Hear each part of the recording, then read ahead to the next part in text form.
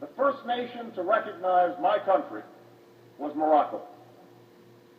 Throughout the history of this country, the majority of us have believed that we were from Africa. I'm not going to start with that discussion tonight because most likely the reason you're here is because you already know we're not from Africa and that in fact this is our land.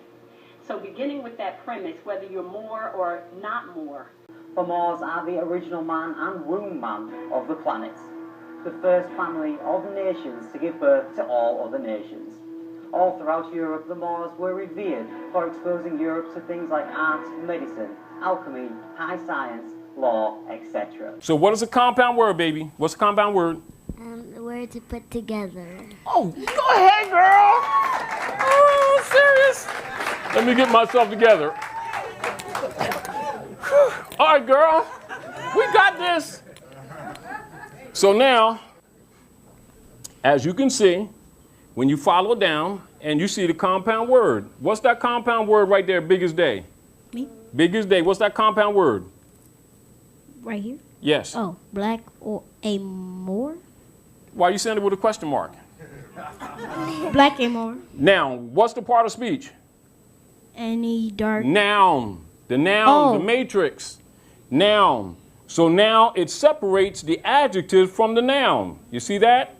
See, black or Moor. Any dark-skinned person, especially an African Negro, earlier black, small case, then Moor, and see how the black is all case, which means a straw, and is separated from Moor, which is a capital letter. There's the identification of these people who think they're black, right in the dictionary. See that? Mm-hmm. Spell it.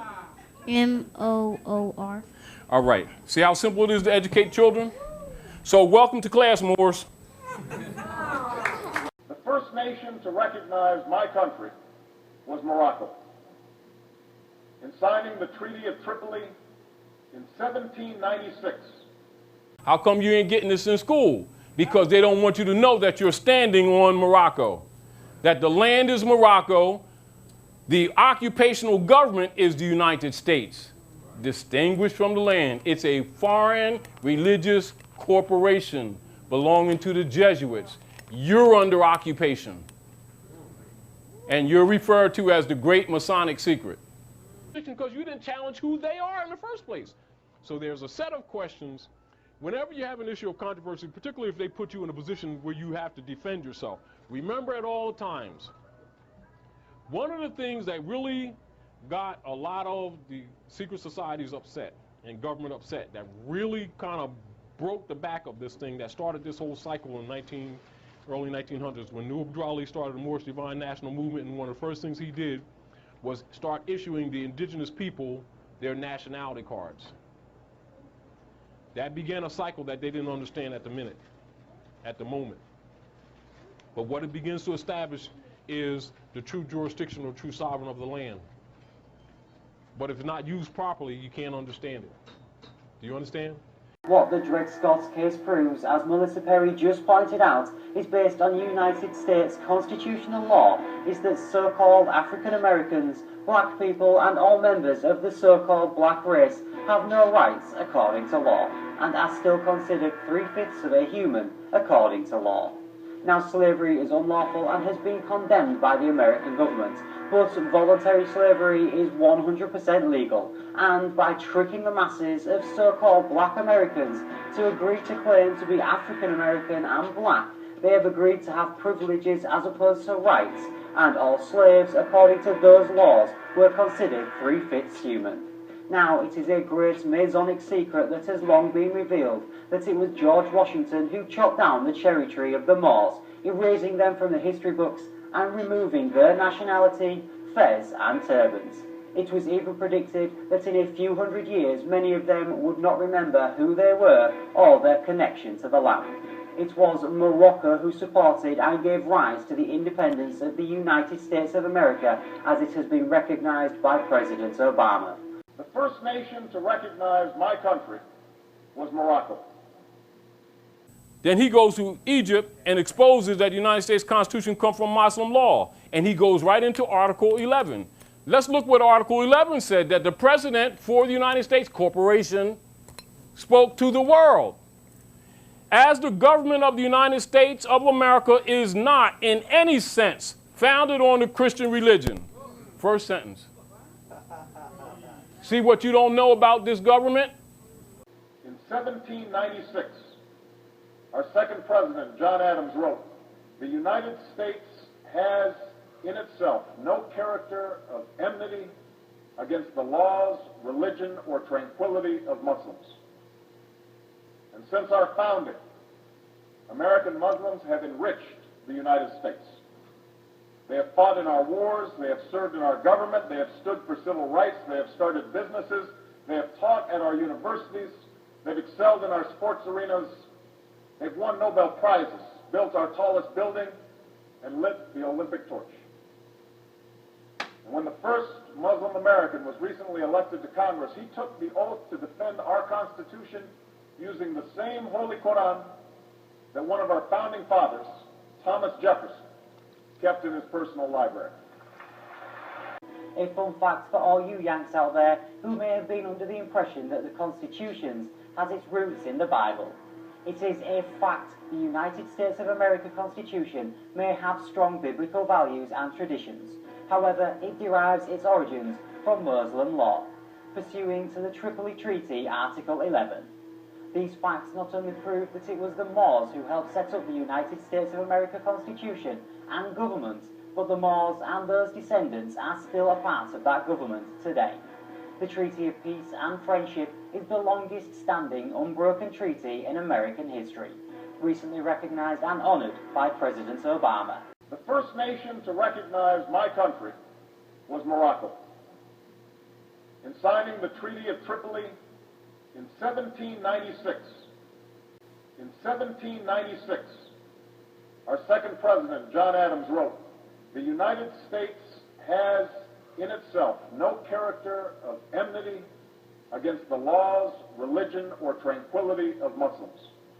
Now you're beginning to understand the Al-Moroccan Revolution on another level, the American Revolution, the Al-Moroccan Revolution. Got to know. Now you understand why when you go to Gettysburg, Pennsylvania, you see all those statues got turbans and fezzes on. The Europeans tell them in school, "Oh, they're Frenchmen." And the Asiatics say, oh, all right. Them statues got turbans and fezzes on. Biggest day. Gettysburg Address. I'm telling our people, they can't pay. You know, things are in their face and they like lunch.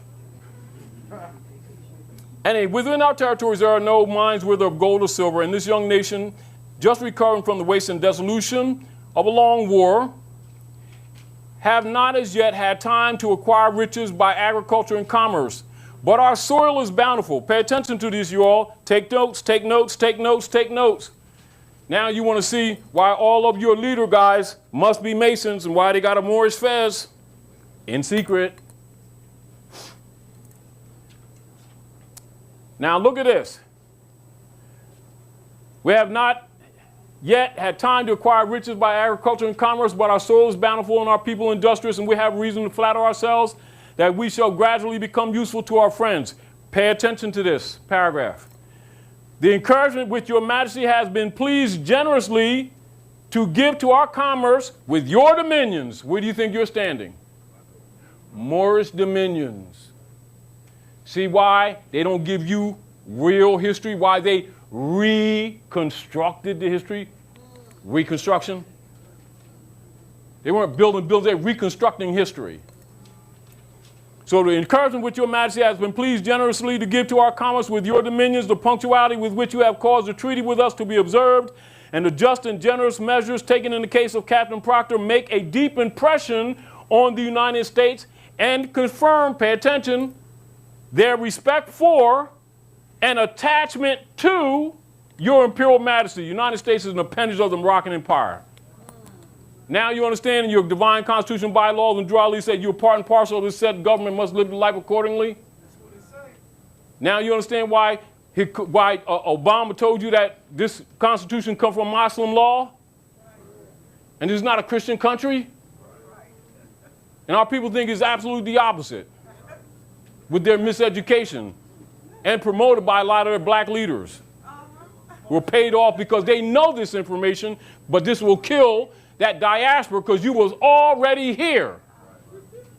And this ain't India, and we ain't Indians.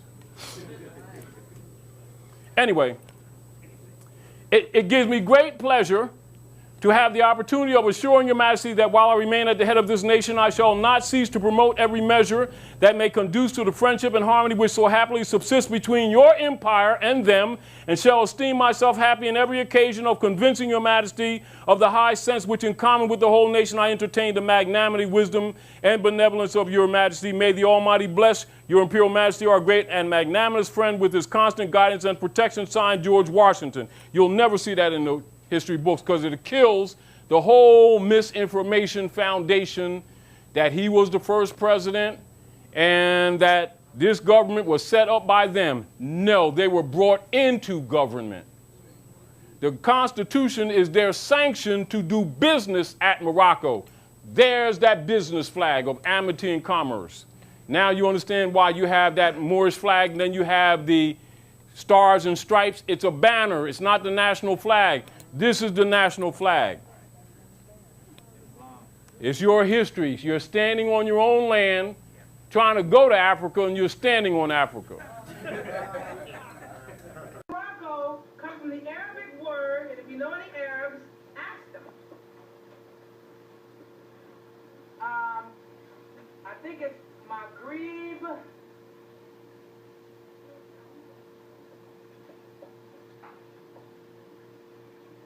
Al-Aqsa.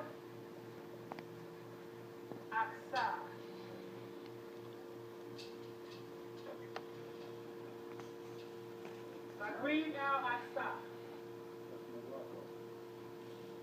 And in Arabic, this phrase means the far or extreme west.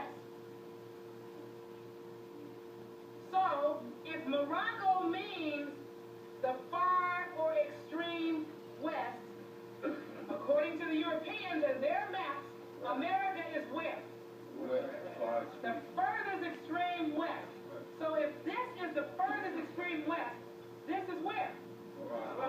Morocco. I don't know what's going on the western shores of Africa. That's a colony of Morocco. This is the empire of Morocco. According to their maps, you're as far west as you can get.